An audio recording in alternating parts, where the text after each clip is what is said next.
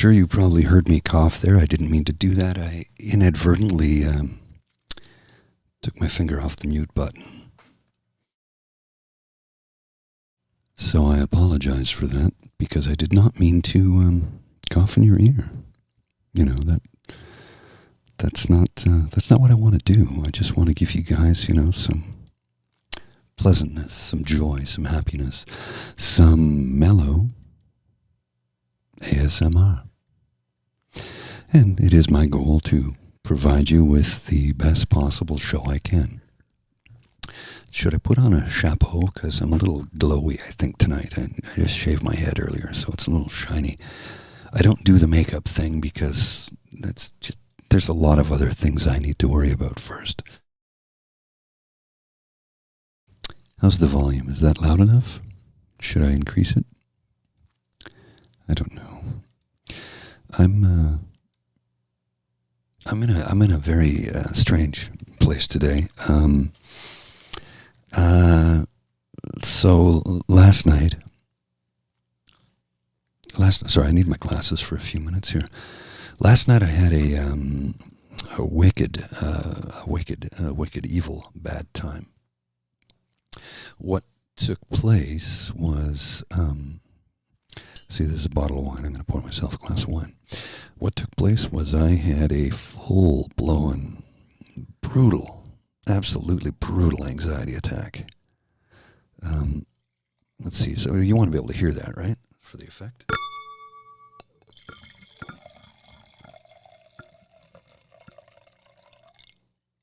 Oh, there we go. That's a nice little glass of wine.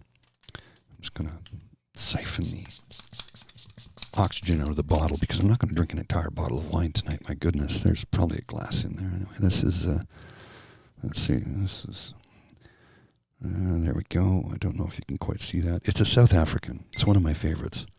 I just confused the camera. There we go. I think the reflection threw it off a little bit. Cheers, Emil. I hope you're doing well. So, to my friends and colleagues around the world, I hope you're having a good time.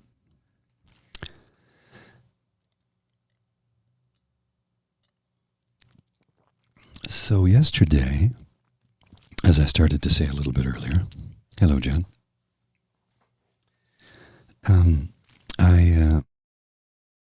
I had a full-blown anxiety attack, like a bad one.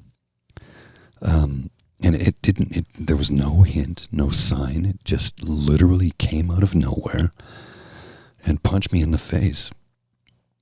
For want of a better term, I mean, I don't know how else to describe it. I had run a few errands. I stopped off. I had a pint after work. I had a good work day. It was productive. It wasn't super busy in the morning, but the afternoon was good. And then I sat down to do some recording with Mr. Beaver. And we were trying some new software that is supposed to be a superior auditory experience. And if you know anything about me, I am all about the auditory experience. So it didn't quite work the way I wanted it to. And it was frustrating to me. And I was tired, and, it had been a long day, and sorry, I didn't mean to do that. And I wanted to sit down and record a show.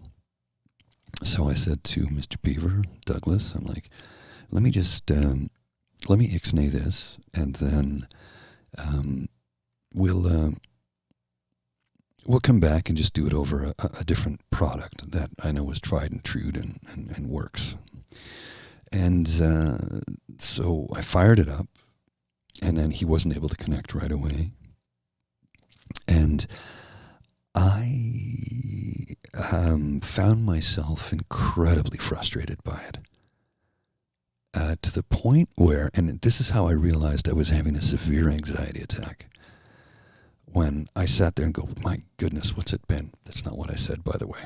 What's it been, like 30 minutes since I sent him the link? And I looked at my watch and it went, no, I sent it 2 minutes ago. And when you're having an anxiety attack, 2 minutes can feel like 30. And that's what it was. So I just looked at the monitor, I looked at my watch, and realized that I was in a terrible place. A really, really, really terrible place. So much so that when I get pushed to that point, when the brain goes to that point, nobody pushed me there. I got to get it correct. I have not a short fuse. I don't have a fuse. And I go from 0 to 100 in a split second. And the 100 is not nice. And 25, 30 years ago, I would fly off the handle and had no idea why. And somebody would get yelled at for really, they didn't earn it. Look, I've been known to yell at people, but only people who have earned it. And not because you've made a mistake at your job or in your life or on the court or on the ice. You make a mistake in a game or your job, it's like, don't worry about it. I do not get upset with people when they make mistakes. You know why? We're human beings. We're going to do that. I do get upset at technology when it doesn't work because it's supposed to.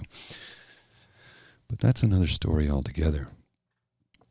But this particular instance, I realized that Douglas would have gotten yelled at, and there was no reason for it.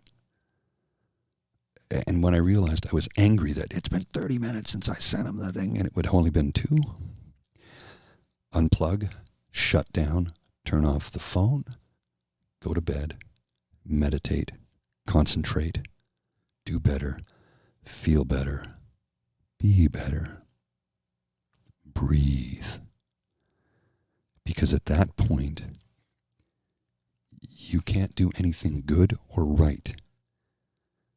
And nobody deserves that wrath unless they've earned it. Like certain people have. But my buddy, my podcast partner, my business partner, he did nothing to deserve that wrath. So he was kind of worried about me last night, and we talked about it earlier. I said, no, you'll hear, if you listen to the show later, you'll hear, I get into it. Oh, that is a spectacular glass of wine. I love the South African wines. I sampled many of them when I was visiting a bunch of years ago, and I fell in love with them. And they tend to be less expensive than the Australian. Don't get me wrong, I love the Australians. This is Australian. This microphone is Australian. This microphone is Australian. Almost all my microphones are Australian. I have a couple of German ones as well. My recording console is this thing right here. This is made in Australia. I don't know if you can see. Hang on, let's see. You can sort of see it in the camera there. That's made in Australia. Yeah. So don't get me wrong. I love Aussies. I do. I love Kiwis too. Not the fruit, the people from New Zealand. So, yeah, thanks, Emil. That's oh no, this is a road, bud. This is road. This is road. This is road. I have 4 of these. I just put a sock over it. I have another one over there. I have one in storage, and Douglas has one that I loaned out to him. This is the Rode Procaster. I have a Rode NT1 and an NT1A. The 1A is silver, the 1 is black. I like Rode mics. I also have an AKG Audio-Technica and some Sennheisers. And it's an obsession. But I'm not here to talk about gear. Although there's this. There we go. Yeah. Getting back to what I was saying earlier, it's best to remove yourself from a situation when you know you're only going to be negative. And I don't want to be negative. I want to be only a positive, reinforcing human being. You know that saying from Marilyn Monroe? That selfish saying, if you can't handle me at my worst, you don't deserve me at my best. I hate that.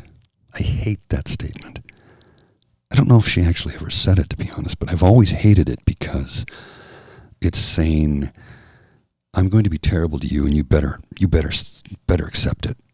And I disagree with that. I know when I'm going to be at my worst. No one deserves that. No one.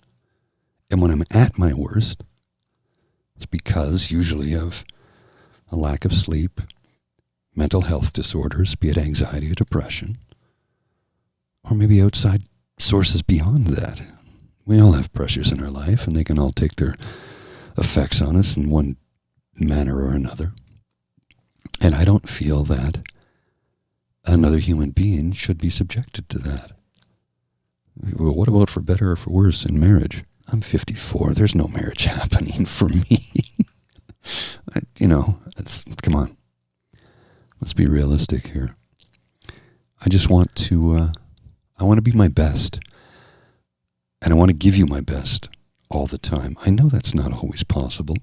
So, when I can't be at my best, I step away. And I don't subject anybody to my worst. Or at least, I don't anymore. I wasn't always this way. I mean, there was once when I was younger and I didn't know what was going on with me. So, it's possible that I subjected people to probably not my best. Is that microphone loud enough? Should I turn it up a bit, by the way? Know your limits and work within them. You're absolutely right, Emil. So, don't hurt people. Be kind. Be compassionate. Except for Nazis, feel free to punch them at will. I'm always going to say that, by the way.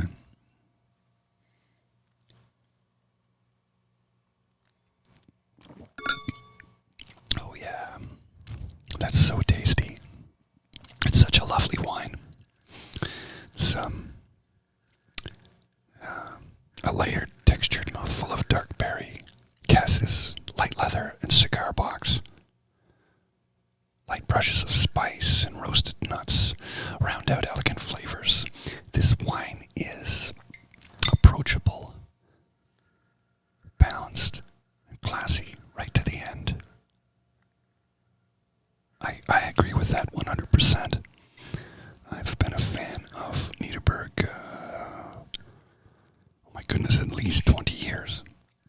And they've been around. Nederburg or Nederburg, I'm not sure, Nederburg, so please feel free to correct me.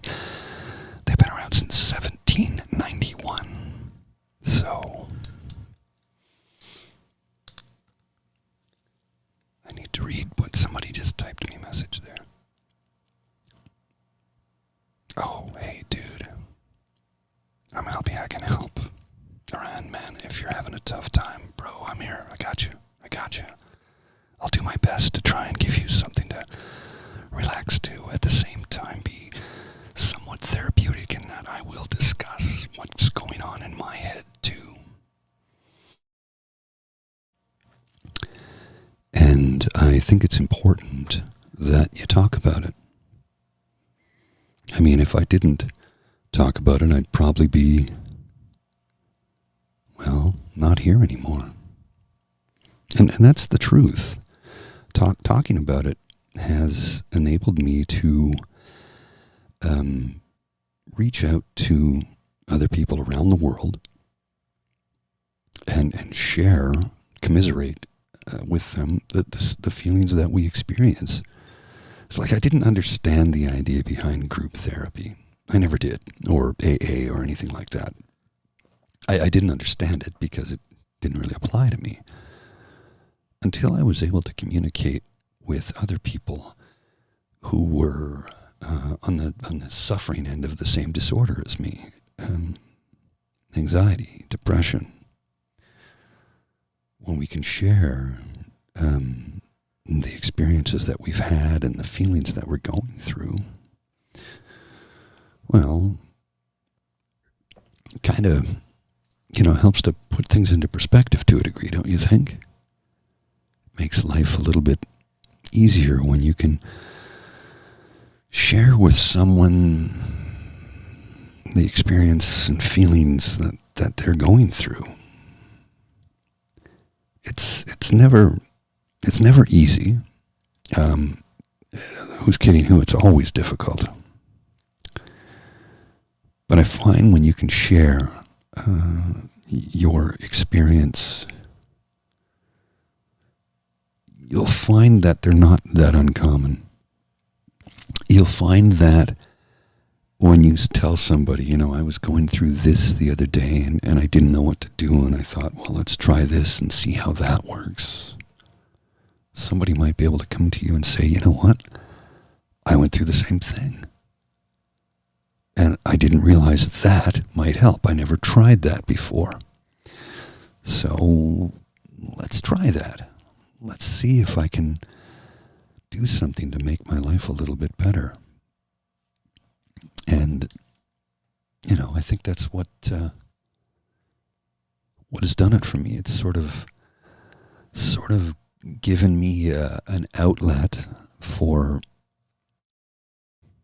myself, of course, but at the same token, I think I've been able to help other people who have been feeling many of the same things sort of share in a anonymous manner on a public forum. Does that make any sense? I don't know. I don't have a degree in psychology or psychotherapy or anything like that. I'm an electronics guy, right? Audio, visual. That's what I do. I'm a DJ. And I've had people on Twitter, oh, yeah, listen to the DJ, what does he know? Well, I have been on this earth for 54 years. I've traveled a good portion of it, and I've managed to stay alive despite the fact that my brain's been telling me to harm myself irrevocably for decades. But, what do I know? Was that snarky? I think that was a little snarky. I'm glad I can help, Aran. Am I saying that right? Aran? Is it Aran or Aaron? I'd like to pronounce it correctly, so please feel free to correct me. Hey, Elaine, how you doing? Yeah, what you say, Aaron, is for those who can't see, if you're just listening and you're not viewing the YouTube, the live chat, Aaron's comment is, he says, I really appreciate that. Thank you. It definitely helped, likely more than you realize. It's interesting how it's easier with people online, further away, than those close by. And here's the thing. I get it. It's surprisingly easy for me to sit here and be very confessional. Now, this has also helped me to be able to open up to friends and family and tell them, what I'm feeling when I'm feeling it. But I've also had friends and family check this YouTube out from time to time and go, dude, I had no idea. Like, well, I get it. It's difficult to talk about, It's not always easy to say, here's what I'm experiencing and when I'm experiencing it. But it is a case of sharing your thoughts, feelings, emotions, that what you're going through with people who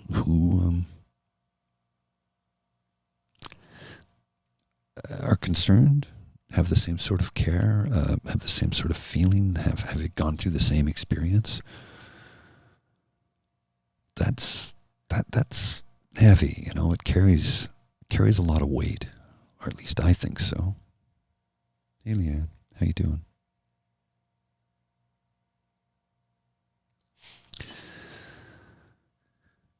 Cheers, my friends.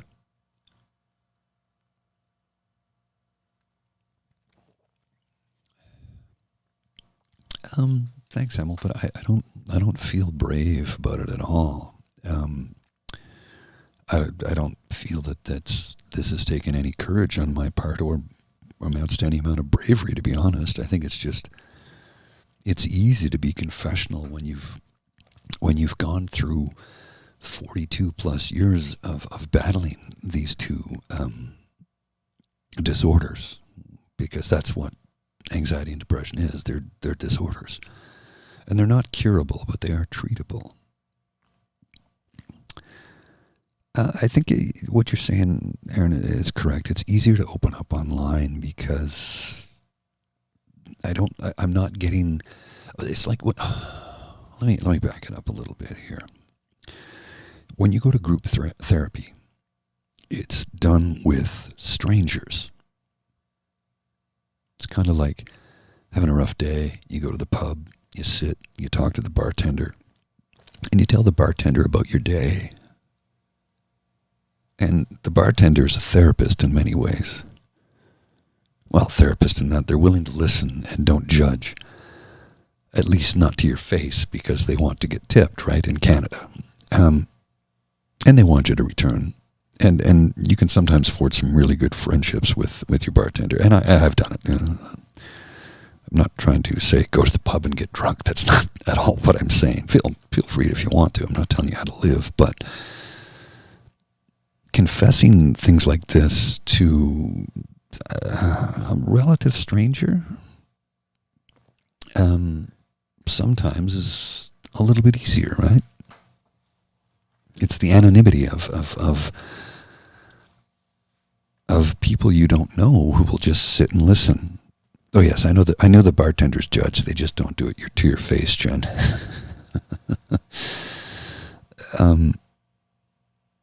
Well, thanks, Emil. You have to remember too, I'm in my mid-50s now, so I've just I had my breaking point with depression when Robin Williams took his own life.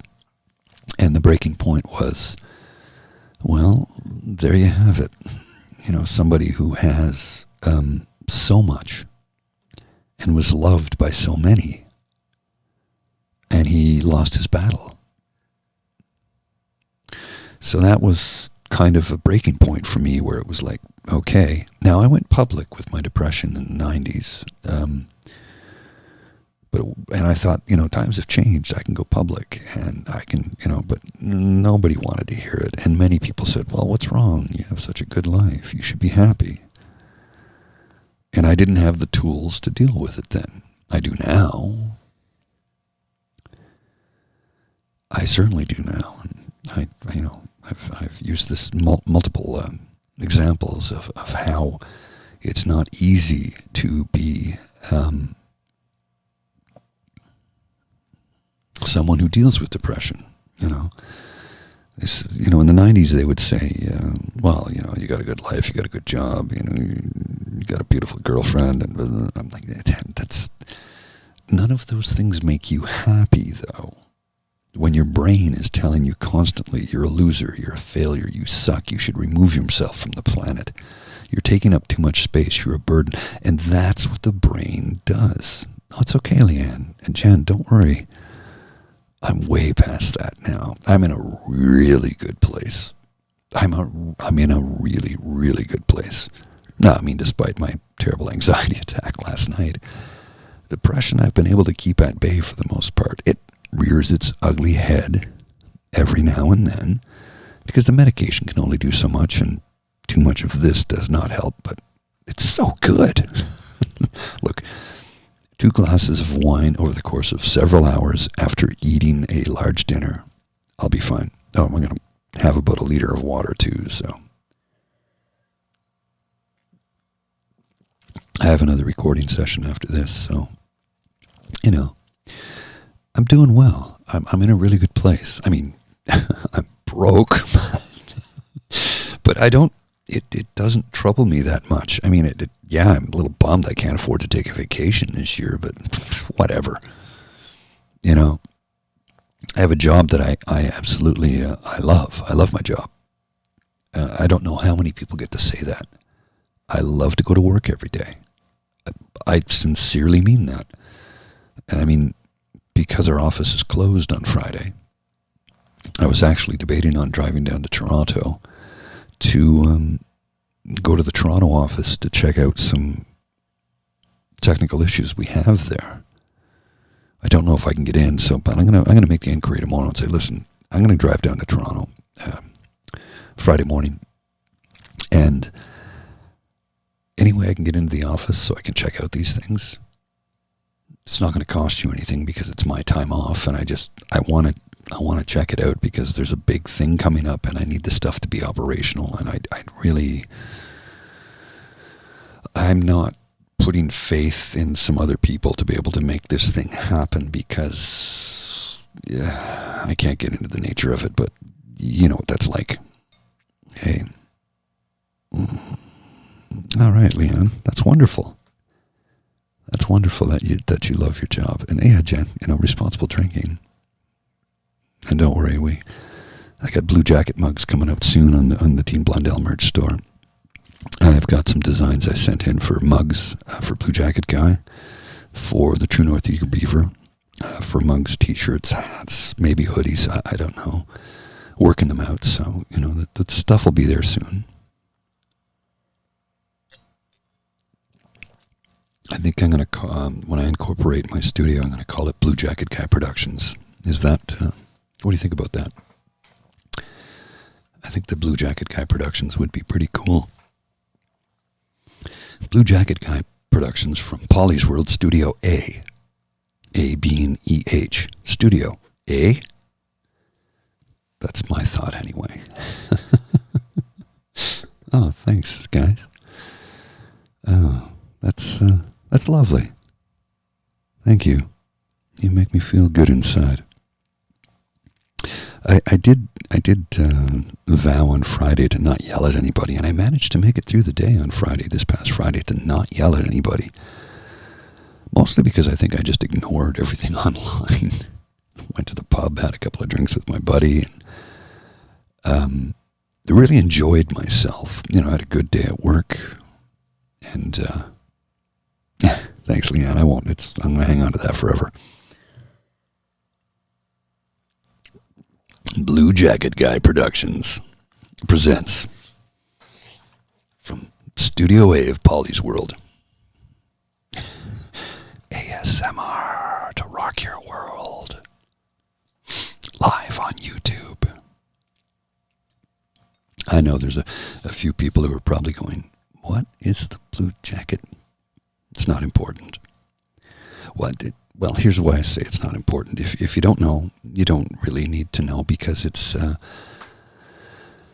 separate entity from this. This is not a. I don't do anything political on this page. This channel is not meant to ever be political. It's this is about mental health, well-being, talking about anxiety, depression, and trying to give you some calming sense of wellness and well-being. If that makes any sort of sense. I want to compartmentalize the two, if that makes sense, but I mean, it will be a Blue Jacket Guy production. Well, thanks, Jen. Yeah, I'd like to think of myself as multifaceted. We all have nuance, right? This channel, and this channel is for anybody who needs help. Now, as anybody who would know anything about me and have probably seen me in the past, I said I feel compassion for some of those people who did terrible things. Not empathy, not sympathy, but compassion. I feel compassion for somebody who harms somebody else because they just feel they should, which means they might... BJG is okay. BJG. They might need some help, therapy, medication, counseling, deprogramming, whatever the case may be. So I'm always going to have this space open for anybody who wants to find a way to excise and exorcise, as an exorcism, their demons. Cast them away. We can all sit here, commiserate together on the things that we have to suffer through, but we leave the politics at the door when you come here. You need to leave your politics at the door here, in this space. And I really do mean that. I mean, it's okay, you can go over to the True North Eager Beaver and you're going to hear all about my politics, but this space here is meant to be for anyone who needs to come in and relax and talk and chat and tell me how they're feeling. And I'm going to tell you how I'm feeling and how I can try and fight through the dark cloud that sometimes hangs over my head. I mean, yes, Leanne, this is a safe place to cocoon. Everybody needs a place of comfort. I remember not too long ago, several months back, I got into a discussion with an individual on Twitter, a business owner. And he made a comment to me that I was a little surprised about, but, you know.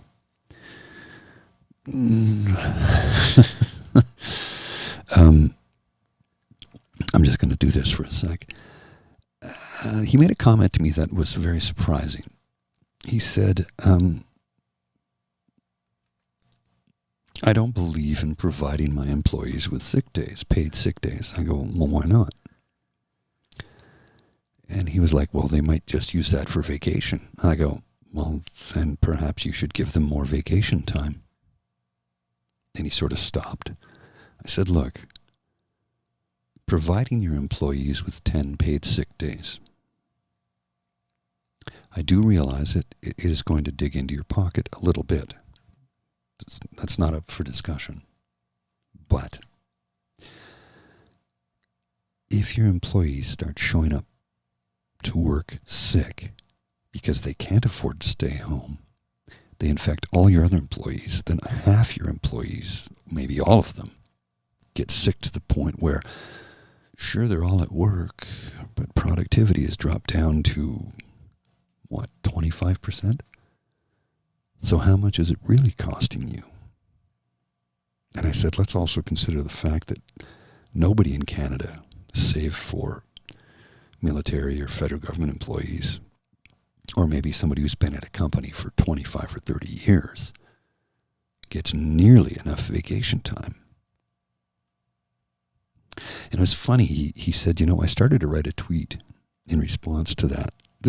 I loved his reply. I started to write a tweet in response to that about, and he says, then I thought about it and I came to the realization that you're right. I don't have enough vacation time. And if my employees use their sick days as vacation time, maybe they need more time off. So I think I cracked the veneer that day, and I shone a light that he had not ever sort of seen before. So I felt pretty good about that. Years ago, a woman I used to know, we haven't talked in a number of years. She is a legitimate genius, like a 170 IQ, a member of Mensa. She works in sports marketing because that's what she loves. A legitimate, certified, on paper, genius. And we had a little Twitter DM discussion. So it's not public, it's back and forth. And she went on about how greed is good. And I'm like, no, it's not. Greed is never good. Greed only harms others, well, it makes your life largely miserable, but I'm not going to get into the semantics of that. She goes, well, measured greed is good because it's ambition. I go, no. Greed is harmful to everyone.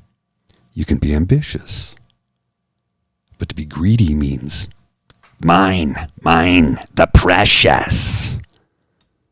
Like it turns into Lord of the Rings. The precious. And nobody needs that. Oh, that too, bud.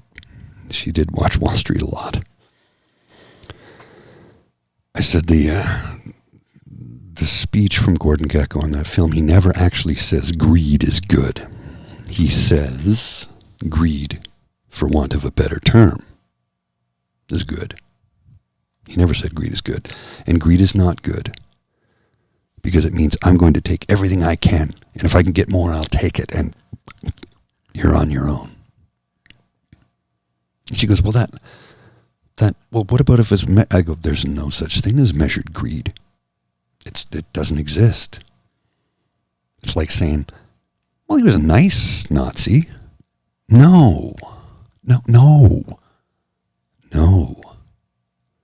Greed is evil. Nazis are evil. Kaylee Ann, your father was a good man. Your father was a good man. If you're sick, stay home. You'll be paid.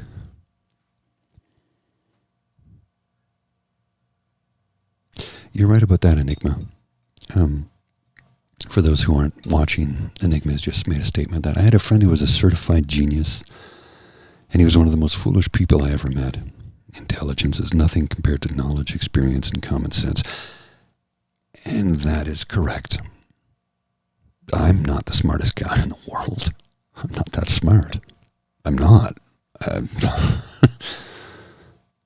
But I do have a little bit of knowledge. I do have a fair bit of experience. And I've got a lot of living and traveling and meeting and experiencing. And one of the things I think... One of the things I think that has given me a strength, which I didn't recognize when I was younger. When I was younger, I saw it as detrimental. But one of the things I think that made me stronger and more understanding is being a military kid. Because I moved all over the country when I was young. I went to... 7 different schools in my life? 7? Let's see. 1, 2, 3, 4, 5, 6, 7, 8. What am I saying? 8 different schools. 3 high schools, 5, primary and elementary.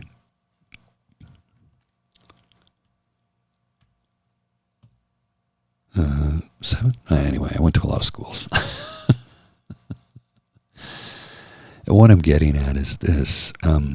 Each community I moved into, every single one was different. The people were different. The experiences they had were different.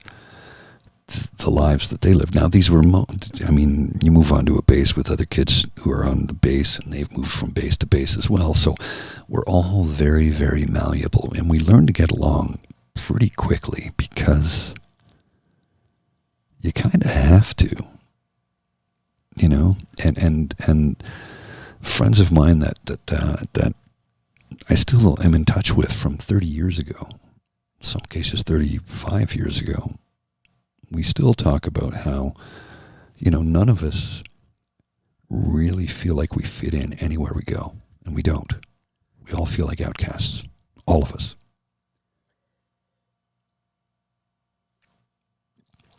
However, even though we don't feel like we fit in, we've always been able to make ourselves fit in because we had to. So I think the sum of my experience in traveling and living around the world and across the country and moving about and experiencing different cultures, I think it's made me a better person. And that doesn't make me better than anybody else. By the way, that's not at all what I'm saying. I don't want any misunderstanding there. I think it's made me personally a better person.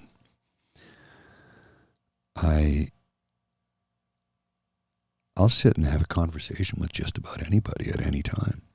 Now, if you start spewing hatred, we're done. I will tell you, no, I'm not going to sit here and listen to that. If you want to change your tune and listen to me about telling you why you shouldn't be hateful, maybe we can get along. But if you come to my neighborhood and start defecating in my streets and threatening my friends and neighbors and honking your horns nonstop while lighting off fireworks and spewing diesel fumes into my neighborhood for weeks on end,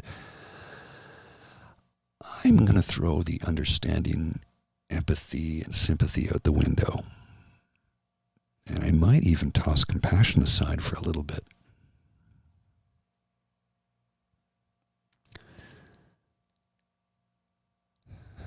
You know, Emil, I don't believe that's true, what you're saying.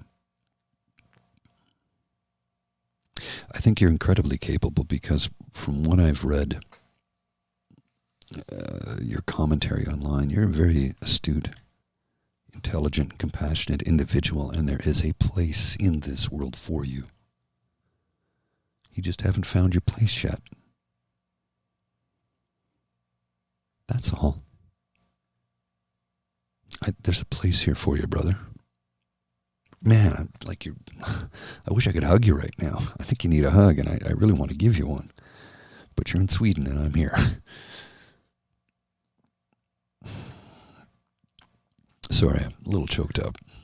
I'm really feeling for you right now, brother.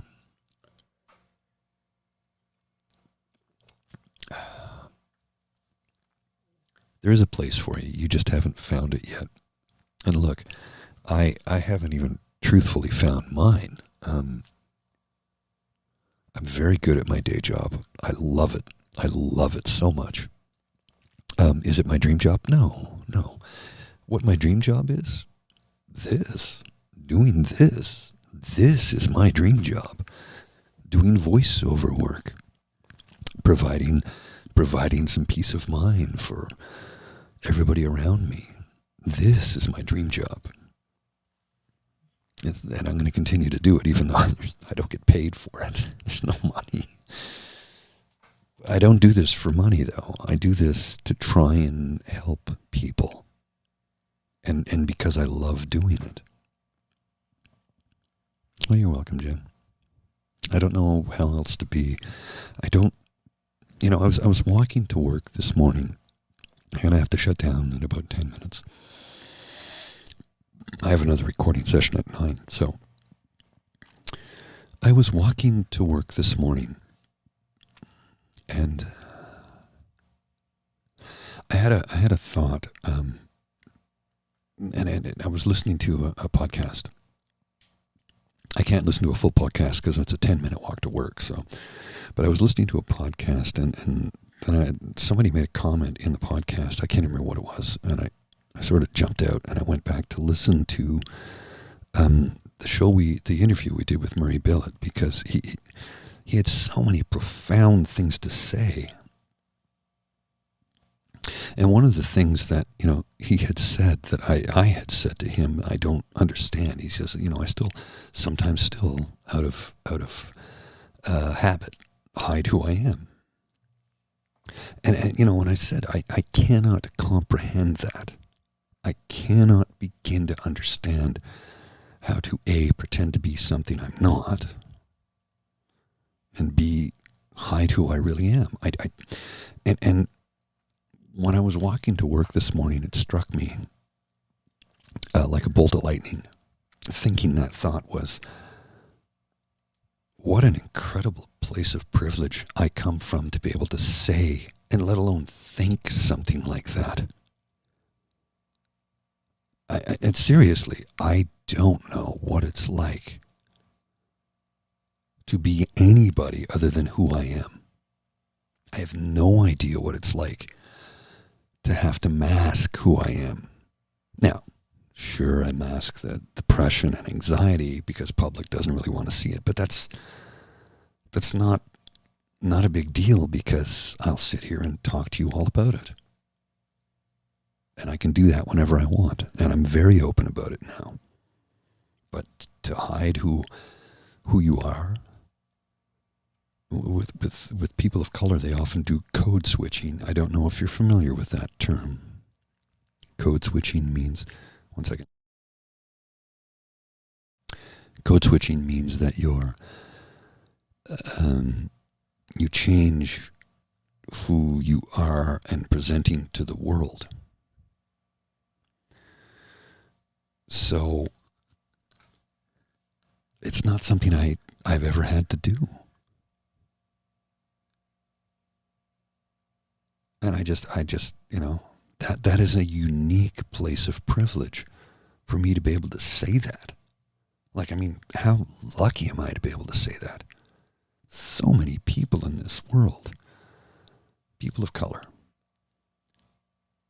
and I don't know what the correct term is today, so please, if I've gotten it wrong, please don't be upset with me. I just, a person of color, gay, transgender, queer, non-binary, having to hide who they are in public for fear of retribution.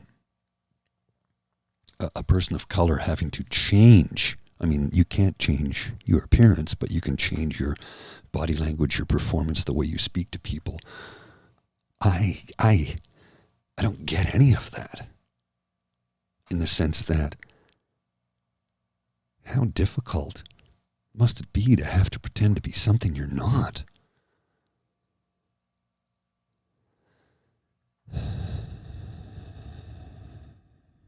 It's difficult to comprehend. I mean, I can't imagine. And I've friends, lots of friends who are gay, transgender, non-binary. And we're friends. It's all good. But every now and then I'll get a little deep and go, what?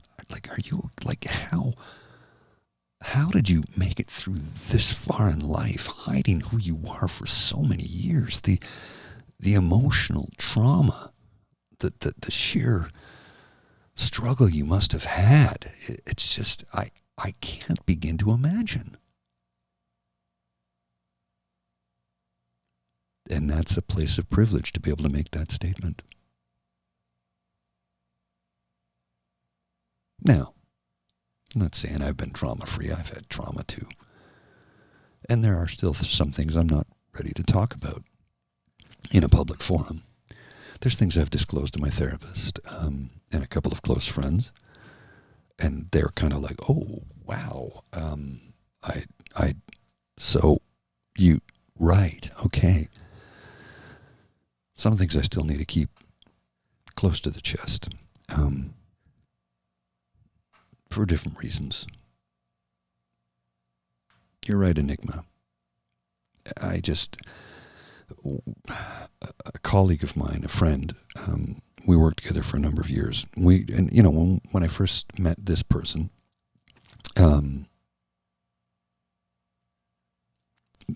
they were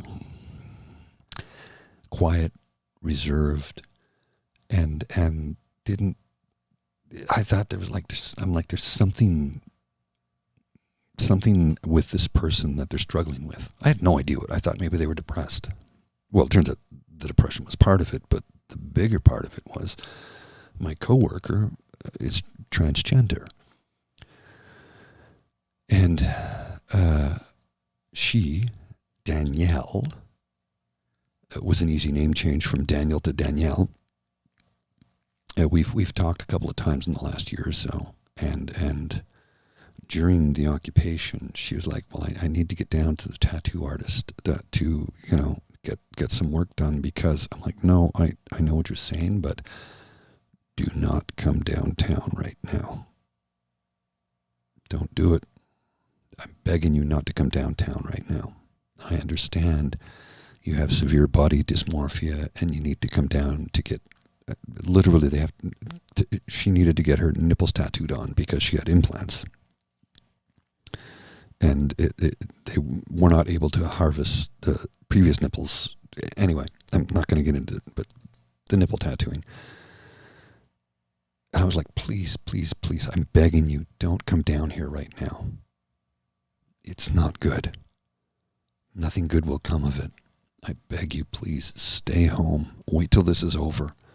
If you come down right now, I don't know what's going to happen. And look, I'll do what I can. Let me know where you are, and I'll come and protect you. But I'm begging you not to. It's not good right now. So she was able to, go to therapy and work out a few things. And she's had all the surgery. I mean, she struggled with this for 35 years. And now is happier than she's ever been in her life. Ever been in her life. She'll post pictures and I'm like, dude. Dude's non-gender, right? By the way, but it's a genderless thing. Okay, so dude is still acceptable. At least many people have told me though. Because, well, like, I can look at the glass of wine and go, dude, it's not full. Dude. Anyway, I'm not trying to make fun.